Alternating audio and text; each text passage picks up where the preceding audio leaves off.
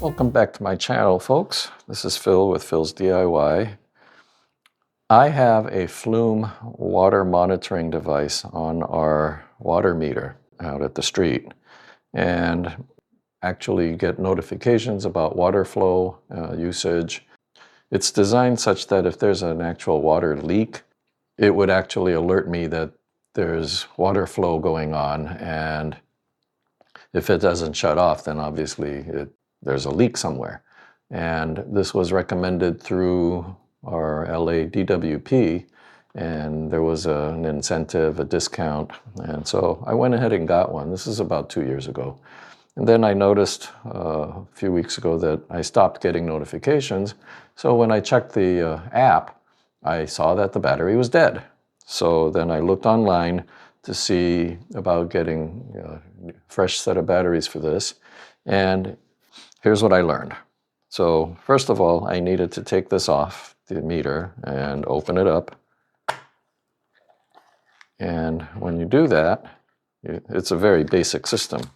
It comes with some silica gel desiccant to keep the moisture from affecting the electronics. And it has a slot for 2 batteries. It comes with 1, but there's an extra slot here. So I pull out the battery, and I see that it's a fully contained battery box. So I looked online at the Flume website, and these battery packs are $20 to replace. Now, they are 4 lithium-ion AA batteries essentially in here. And so I started digging around and inquiring as to, why couldn't they make these rechargeables? And so what I ended up doing was I ordered a new replacement battery pack from Flume. And then through my research online, I learned that the newer model of the Flume battery pack is such that when this pack of batteries goes dead, I can actually replace the AA batteries. And my plan is to replace these cells once they're worn out, because these are not rechargeables. I'm going to replace them with AA lithium rechargeable batteries. That way I don't ever have to buy these replaceables again. And then I had the idea of, well, why don't I retrofit their original box with rechargeable AA's? So that's what I'm going to do. And then I'll have 2 battery packs, and then they'll last me twice as long. So this one lasted, I think, about 2 years, maybe a little less than 2 years. So I figure with 2 battery packs, I should be good for 3.5 to 4 years without having to recharge. Although the rechargeable ones might not have as much energy capacity, so maybe it'll be only 3 years. But either way, that's what I'm going to do today. So this new one that I got from Flume, I'm going to just put in as is, because it should be full, full and ready to go. This one, I'm going to replace the existing set of batteries with rechargeable lithiums. And to do that, I got myself a new toy, which I'll show you in a few minutes. But for now, I'm going to start by disassembling this one and getting started with the change out of the rechargeable batteries.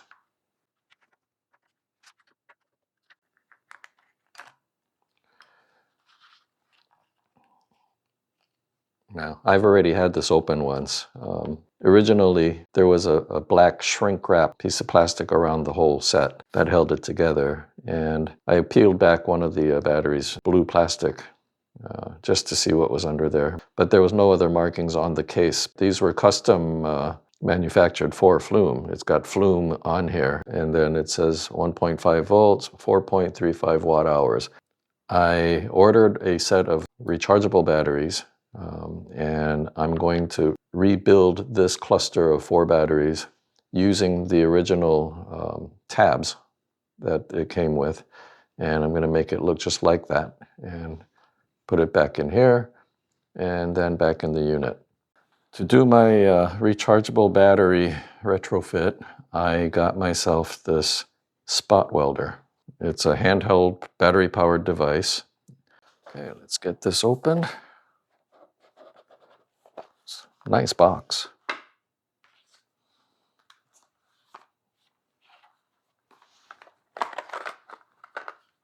Here's the unit. This has replacement copper tips for when these wear out, because this comes with 2 installed, and a nickel strip. I think they're nickel.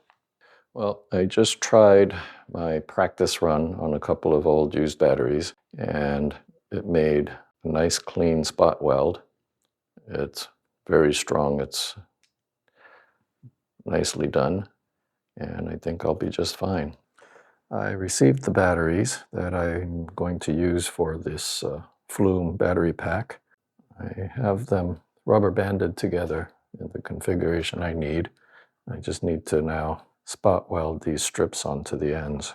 So this is going to have 2 AA's in series in parallel with another 2 AA's in series, making basically a 3-volt battery pack.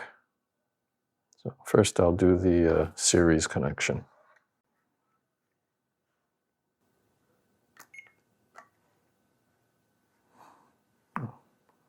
Too much power, looks like. Try again.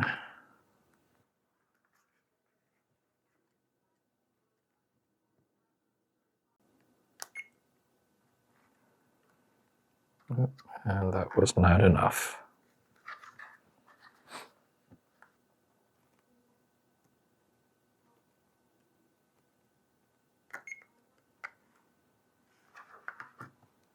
Okay, that time it was good. I need a better pair of cutters. There we go.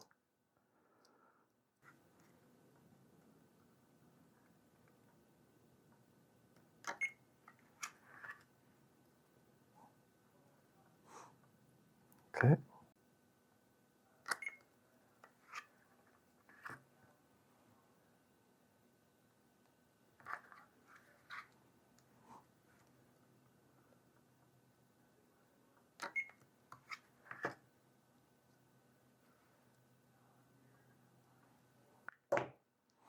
So the series connection is done. The welds look pretty good. Now I do the battery terminal side. So this is positive, this is negative. And for that, it's going to go in this way, positive over here. And this has to go in this way. Then this tab will solder to here. So first let me get this done.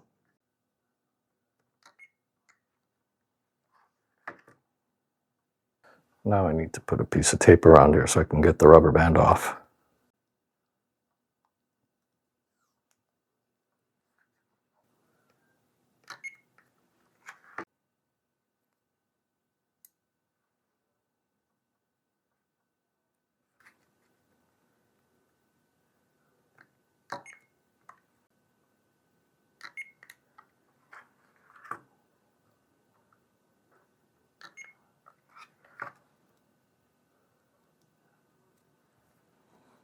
Okay, I think I'm done.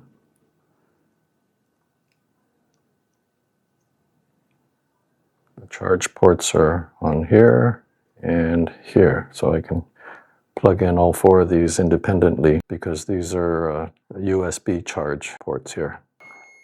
Testing the voltage. I have 3.1 volts across these 2 tabs, and that's what I'm looking for. So now I have to charge these guys up because I just got them, so they need to be fully charged. All right, it's fully charged. I'm going to reassemble the battery pack here and plug it back into the unit.